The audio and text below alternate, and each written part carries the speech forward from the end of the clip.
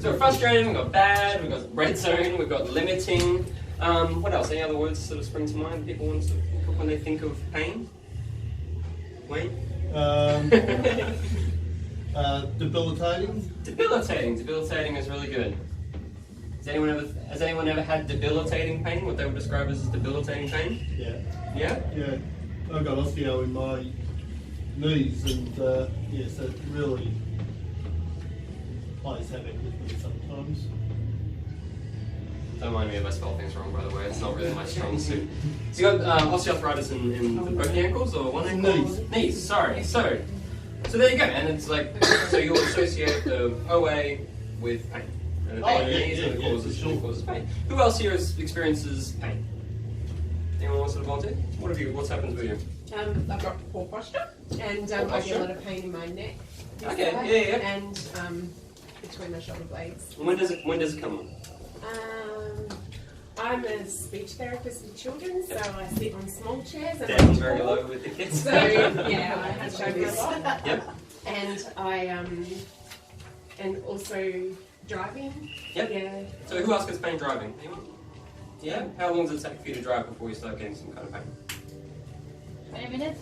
20 minutes? Okay. Is that sort of like in your head? Do you ever think about that? It's like, oh, I don't want to go drive for another 20 minutes because I know that's going to cause me pain. No, I do because I have to. You gonna do it? Yeah. Right. Anyone else get pain sitting? Who's a desk worker? Anyone sit on a desk all day? Does anyone get pain when they're at work?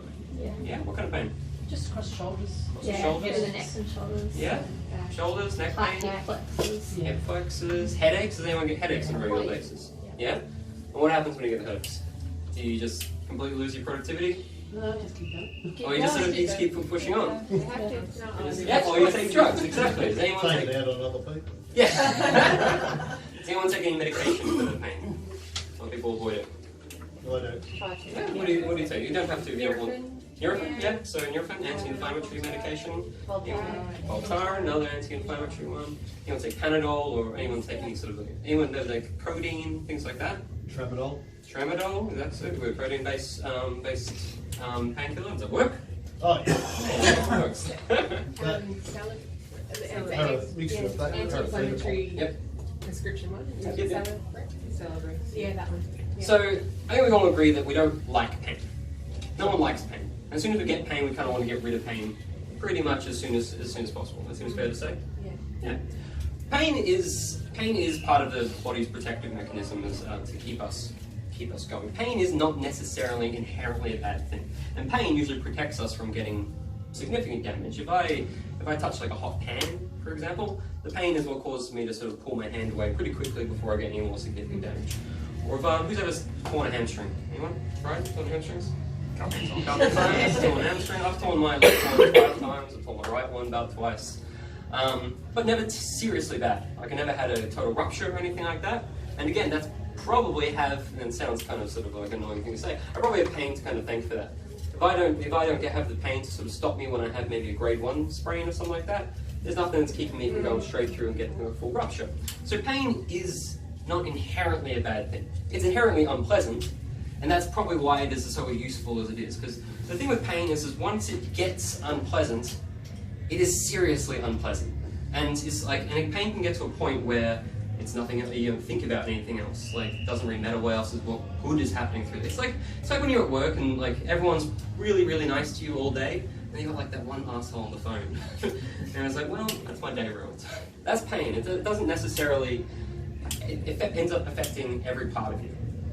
But it's not inherently a bad thing. So what pain is, and its most sort of high-minded kind of idea, is the pain is the brain's way of telling you that something is either damaged or is potentially going to be damaged.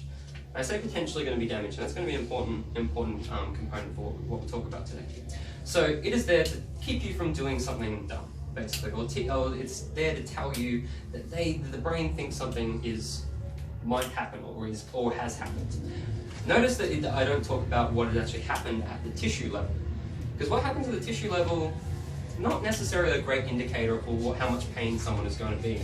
There's some really good examples of that. Like if you've ever, I think everyone's had that time where they cut their finger on on a paper cut or something like that. and then they look down, and then they've got blood on their hands. And it's not until you see the blood on the hands that you actually feel you've got pain. Or you stepped on a nail, and you look and it's like, oh, there's a nail on my foot.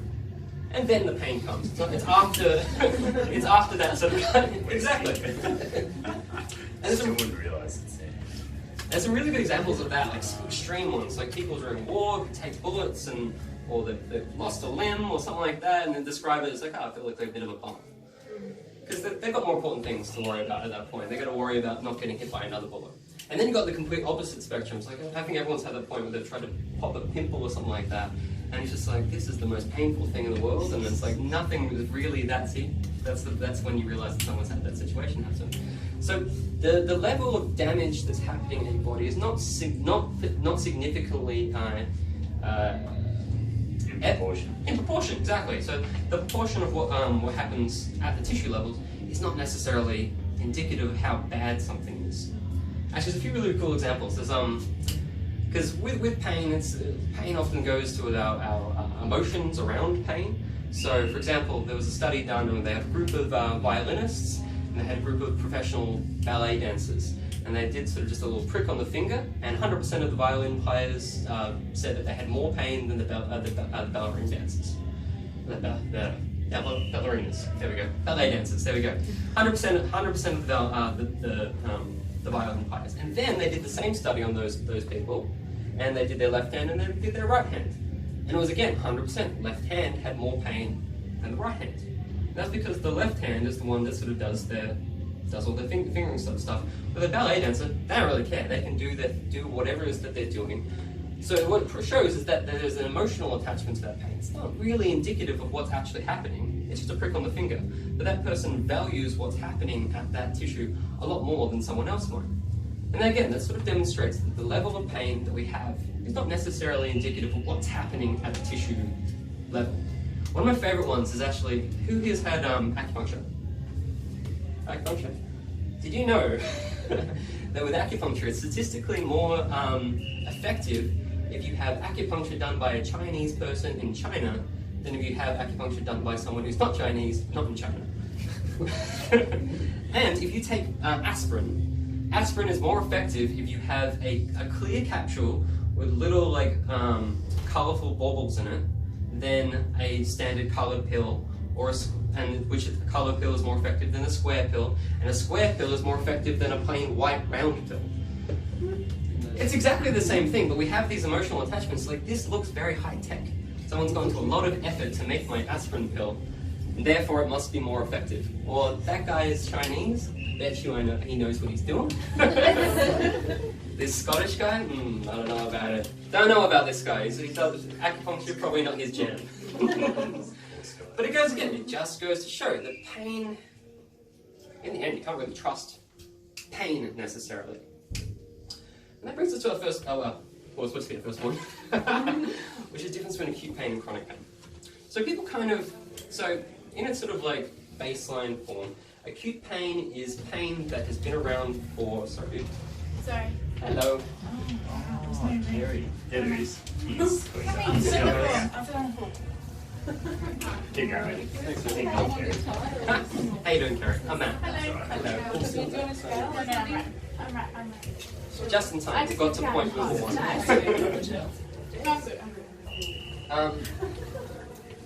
So acute pain. What acute pain is? Come on in, man. No, sorry. Yeah, yes. You can sit there, I cannot sit on the floor. There's chairs. Grab a chair. Grab a chair. There's a chair there. Those chairs have wheels and everything. Like a high-tech chair. High-tech aspirin. Give me a second, that's what you need. Yeah, I was going to say Chinese stuff. Should be right. Alright. We're going to talk about the difference between acute pain and chronic pain.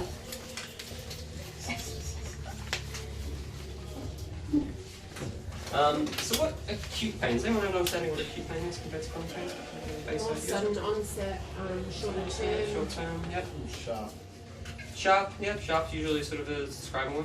What acute pain is pain that is present for the expected tissue healing time.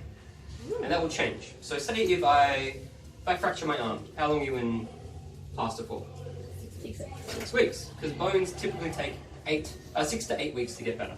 6 weeks if you're nice and healthy, 4 weeks sometimes for the very, very young, and 8 weeks for the old, because they don't heal quite as fast. But if you're in pain for 6 weeks, that's acute pain, because that's the pain that we expect you to have in the healing time.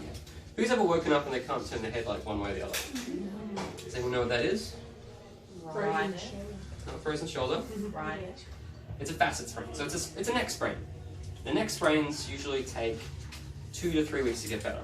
And even within that, like the pain itself, like the healing time for a facet sprain is 2 to 3 weeks. The person was expected to be in pain for 2 to 3 weeks. Usually with neck sprains, the worst of it's done in about 4 or 5 days. But the healing, you know, if it takes you a little bit longer to still have that pain, it takes a little bit longer to get that healing, that's still acute pain because that's still within the expected amount of time that we would, you know, reasonably expect that person to maybe be in pain. What chronic pain is pain that is there for longer than the expected healing time of a particular injury. So if someone has a broken bone and they're in pain for 12 weeks, that's longer than we'd expect it to. Someone has a facet sprain and they're in pain for 6 weeks, well that's 3 weeks longer than we expect it to. So we're getting into those phases of chronic pain. Generally, we're looking at somewhere between anywhere from 3 to 6 months of pain. That's where we're very just sort of a broad term we'll think of as chronic pain, but it changes from injury to injury, just to make it more confusing for everyone. But generally expect, if you have pain for more than 3 to 6 months, that's probably you've had chronic pain. Acute pain is generally more understandable. So if I cut my finger, or cut my hand, and I see there's a cut, and I'm in pain, there's something sort of like, there's almost something comforting about that. It's like, oh yeah, I understand why I'm in pain, and as it heals, the pain goes away, which makes sense. And it's like, okay, good, I'm healed. That's acute pain. And acute pain is similar if I sprain my neck. It's going to take me about 2 weeks for it to get better. I might have a bit of a stiff neck in that time, but good. It's nice and safe. You can set your watch to these kind of things sometimes. With chronic pain is a little bit different. And the main sort of like key defining attribute to chronic pain is that you can have pain without tissue damage. And that's really, really important. So when someone has, I had a guy a couple of weeks ago and he came in and was like, oh Matt, every now and again, back in '99, I had a disc injury. I blew out my disc, which is not really a thing, but that's okay. Blew out his disc in '99 and every 6 months or so it just sneaks back out and I'm just going to pop it back in and then I'm good. That person, if we have disc injuries have an expected amount of time that they will get better. And that's usually about 6 to 8 weeks. That's just how long it takes for the disc tissue to go back into our disc, get reabsorbed, and then we're usually okay. That's just how long it takes to heal. However, I think everyone's probably met someone who has a disc injury and it's like, oh yeah, I did a disc injury many years ago, and like cold weather comes on, bang, I've got back pain again. So there's something different. There's something happening at that person. That person is experiencing pain without necessarily having tissue damage. And you said before that you get pain if you're sitting down for a really long point of time. You have to kind of ask yourself, if I'm sitting down for a long period of time, do I think that damage has happened? No, because you haven't done anything. So it's not like just because you have pain does not necessarily inherently mean that there's something wrong with you, or that something has happened. What it is, because like we said before, our definition of pain, or our idea of pain, is that pain is the brain's way of telling you that something is damaged or potentially damaged. So the brain, is pretty clever. He gets a lot of things right. But pain is not necessarily. And we have a few examples, like you cut your finger, we don't actually see pain until we're sort of like we're cognizant of it. Or you have the guy who is running through a battlefield and he gets shot in the leg and he just keeps going. He doesn't feel the pain until he stops. And it's like, oh, I've got a bullet in my leg. There's a guy in 2005 and they did an X-ray in his neck. And he fought in World War II and they found a bullet lodged in his neck which he never knew about. It just sort of never came up. Because he had more important things to worry about that time. He was worrying about sort of everything else. Had no time to be concerned about a bullet in his neck. So what it shows is that chronic pain is not inherently associated with damage. Okay, and that's what's really, really important. And it's actually one of the major reasons that I don't recommend for a lot of people that they get imaging. So take my dad. So I trained my dad every week. I do rehab with my dad. My dad's 70 years old, he's got osteoarthritis in both of his knees. And when we first had him, he couldn't do like a supported squat. I couldn't hold him, he couldn't do a wall squat. He'd get down to there and he'd be like, no, done. And he would get pain every single day. And when he first came, he was like, Matt, you gotta send me for an x-ray. I was like, but he had osteoarthritis in his knees. I'm like, oh, Dad, you've got osteoarthritis in your knees. I'm like, I know, my doctor's already told me that, but he wouldn't send me for an x-ray. I want you to send me for an x-ray. I'm like, but you have osteoarthritis in your knees. Like, what do you expect to get? And the thing why I never sent him, and he did finally agree with me after a while, the reason I didn't want to send him for x-rays is one, I think he has osteoarthritis in his knees. He would go get an x-ray, he would show me that he has osteoarthritis in his knees, and great, we're at square one again. We're back, we're basically where we started, except he's exposed himself to some radiation. But the second part isn't necessarily, we're not necessarily where we started. Because all of a sudden my dad would have a picture which shows him just how shocking his knees are, and he can go, his mate, like, my knees, fucked. Completely fucked. And now he sort of has this validation of like, oh yeah, there is something wrong with me. There's this thing that's there which has validated why I feel the way I do, which is not necessarily a good thing. Because now he's scared of it. Now he thinks that there's all these jagged things going through his knees, and he's powerless to do anything about it. Because he don't really change OA. OA doesn't sort of, it's the manifestations of what happens at the knee doesn't change. But osteoarthritis is not indicative for our amount of pain. It's like when we talked about our cut fingers, it's like when we talked about popping a pimple. Popping a pimple is incredibly painful for whatever reason, I'm not 100% sure. But osteoarthritis doesn't need to be inherently painful. If you take my dad, for example, who couldn't do a wall squat, he can now, he can deadlift about 50 kilos, and he can squat with a safety bar about 50 kilos. And he's 70 years old, he's had osteoarthritis in his knees for years. And he still gets pain occasionally. And every now and then he comes and like, man, you're fucking useless, man. You've still got my knee pain, I've been seeing you for months. It's like, yeah, you couldn't walk up the stairs without pain before, and now he can sort of do a pretty good depth squat, and he can lift more than he could lift when he was my age. Because he was skinny back then, he wasn't super strong. But the point stands that like his function and his ability to move is important. And the level of pain is not necessarily indicative of how much damage he has. Does that make sense? Cool. What do we want to get to? Sorry, man. That's a good. Do you have any questions about that? So, what we want to get to is we want to start talking about some of the things that we can sort of do to give ourselves the best opportunity to avoid getting into sort of more significant pain. So we talk about some posture sort of stuff. We'll talk about workplace ergonomics. On that page. Yeah, first, second, whatever it is.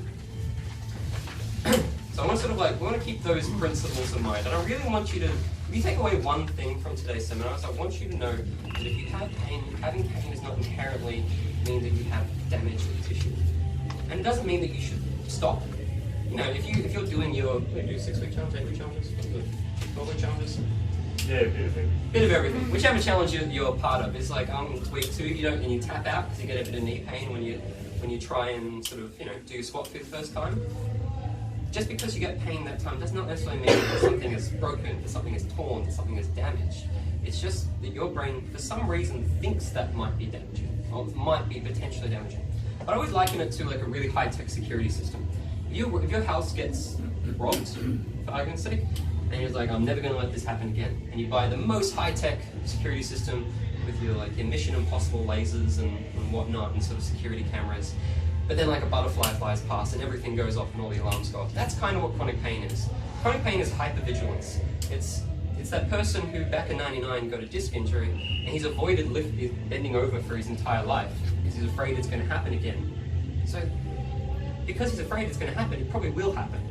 But it doesn't mean anything's happening to him necessarily. That person probably can, in time, bend over fine. He can then, in time, do squats, and in time, do deadlifts, and in time, he might even be able to deadlift 270 kilos. Just because he's had pain in the past does not inherently mean that he is damaged and that he's beyond repair. It just means that his brain has, for some reason, decided that that is dangerous, but the brain sometimes can't be trusted.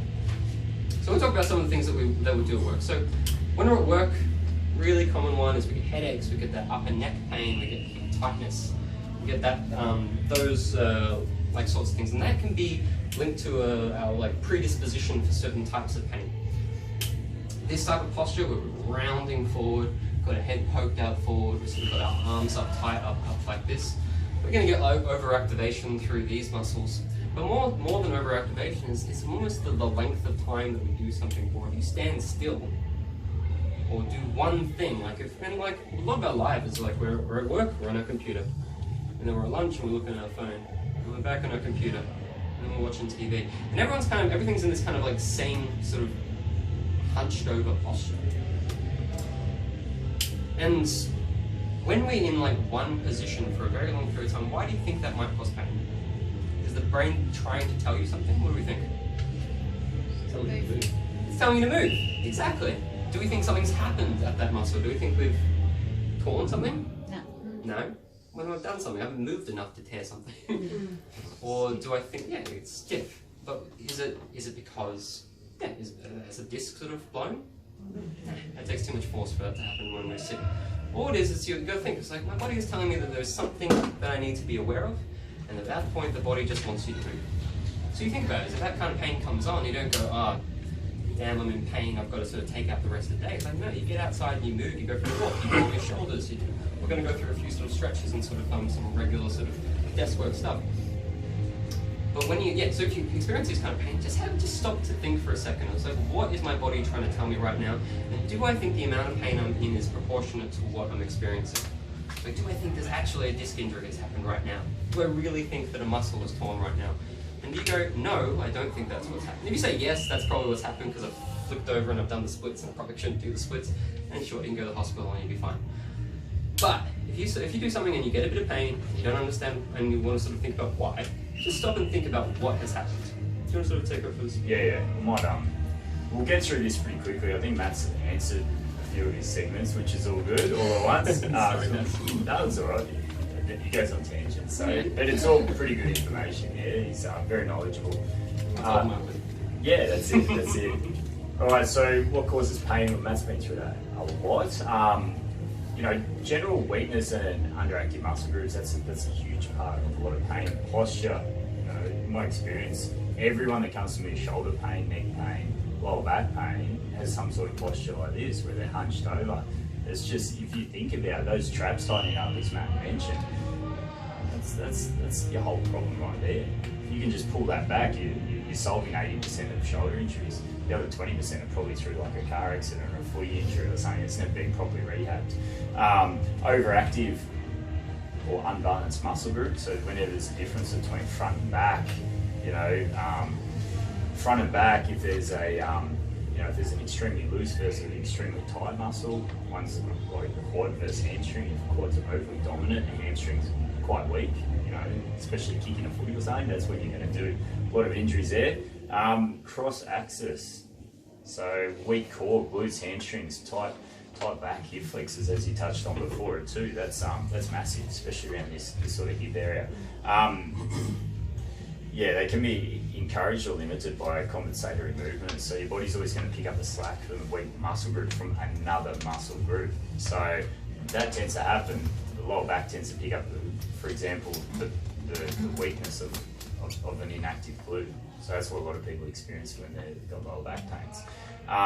Environmental influences, so we talked prolonged periods of sitting or inactivity, overweight, slouching, they all definitely play a role in pain. So turnover, just rushing through things a bit. As soon as boot camp's out, we're downstairs. So how to prevent pain, obviously be aware of environmental influences. I only sent this to Matt this afternoon, so he's only had a brief look over this, so he's touched on a lot of this, which is really cool. Correct sitting posture, practice posture and walking, move around, stretch. Training protocols, so really important to do a warm-up, proper lifting technique, knowing your limits, range of motion, weight, correct exercise for individual, tempo, like as you said, your dad does a trap bar deadlift, not a straight bar, probably wouldn't have the flexibility to overcome that. Squats uses safety bars. Yeah, that's the one. Sometimes realising your limitations is useful. Yeah, definitely. And we'll go through a lot more of that down there, and then stretching, foam rolling, that can help too. So I reckon you've pretty much nailed this. Yes? Can I just add a comment? No. Of course you can. So just a quick note, even though we've got sort of like your warm up before your sessions, and they're pretty general to everybody, if you know that you've got a tightness or a weakness somewhere, then don't be afraid to deviate from that generalised warm up. And if you know you've got underactive glutes, by all means grab the bands, do your glute activation stuff. Like include stuff that is still specific to you, but still a dynamic warm up to get your whole body prepared to start the exercise. And that's what we'll give you downstairs when we go down there. A heap of different exercises, stretches, and that sort of thing that you can actually practically use before your session, during your session. How do you know when the pain's significant, when it's just a niggle, or you've kind of been through that? Yeah, a little bit. A little bit.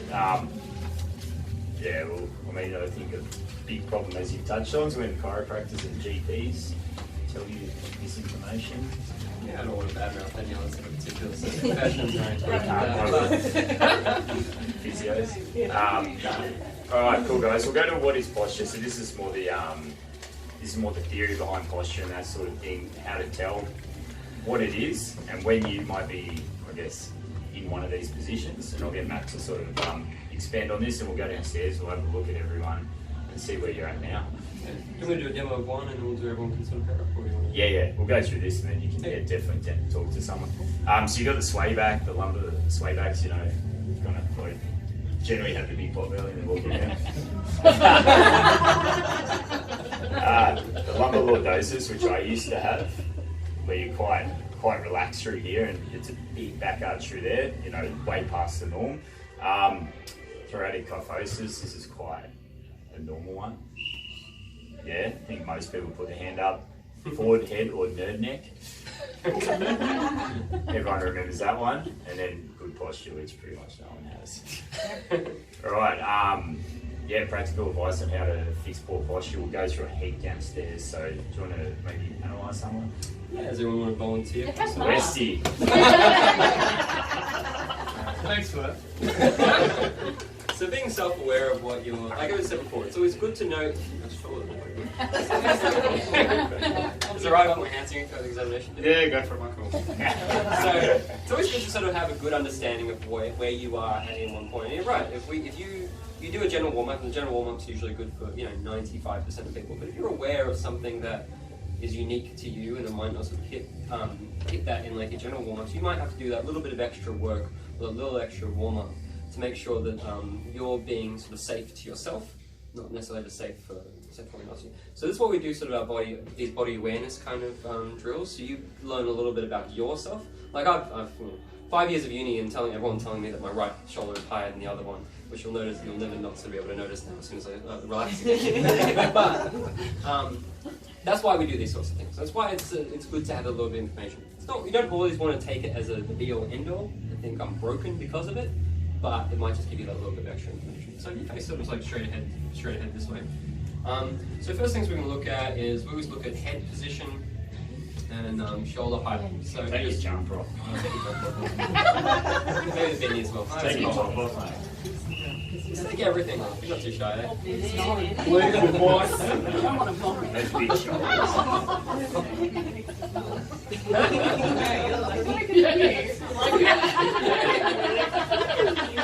So a few things we might want to sort of look at. We want to sort of look to see. To try and just relax as much as you can, and then look forward.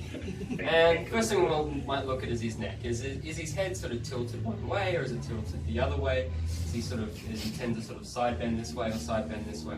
Now, what's your name again? Mark. Mark. Sorry, Mark. So with Mark in particular, when he's in a relaxed position, might be very, very mild. There's a slight tilt to left, and that might be nothing. It might be that he has a bit of sort of tight muscles on that left side, which is sort of like. If he has a bit and he does have a little bit of size. Is that sore through there, man? Yeah, when you're doing that. So it might be that left side's a little tighter than his right side, and that's tilting him slightly that way. So maybe he needs to do some scaling stretches on that side. If we look at his shoulders, does anyone sort of feel that one's higher than the other one? Left.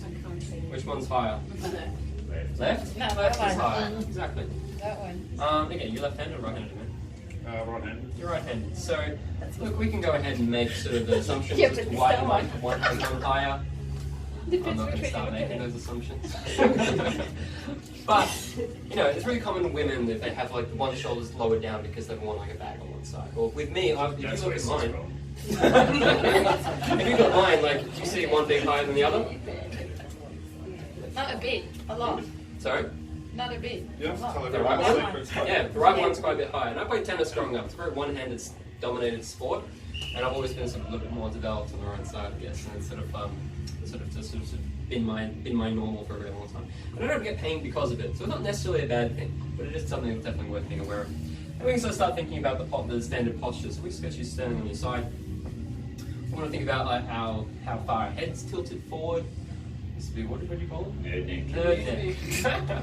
So we want to think about basically like if we were in a perfect posture world, our ear should be relatively in line with where our shoulder is. Does that seem right, Mark? Do we think his head's too far back, too far forward? What do you reckon, guys? Way forward. It's a little bit forward. So again, he might sort of either be a little bit sort of weaker or tighter through the neck, through here, or he might have a bit of an extra kyphosis through the back. I'm sorry, man. It feels so mean, doesn't it? We all love it. Well, I had a workout, so I apologise There for you my go. smell. That's alright. Just a bit sweaty, you know. Now we can think about his shoulders. So is his shoulders rolled in? Is his shoulders rolled back? Rolled in. Mildly forward. This actually isn't too bad. Right, I'm loving this. Nothing new for you. His shoulder position actually isn't too bad, to be perfectly honest. You see a lot of people are way more sort of tight, but that probably means he's got adequate amount of back strength to deal with what he's got coming on the front. Where a lot of people, they're chest heavy. The first thing they do when they go to the gym is just want to get the massive chest, and they forget about their back, and their shoulders roll in this way. But like we got a mild sort of movement forward, but it's actually not that bad. A little bit of an excessive sort of kyphosis through here. Again, not so bad that it's sort of going to be a bit of an issue, but then quite an exaggerated lordosis through the back as well. So again, that just predisposes us to a few different conditions here and there. But a bit of honest, like if you can lift 260 kilos, it probably functions pretty well. To be perfectly honest, reckon you function pretty well?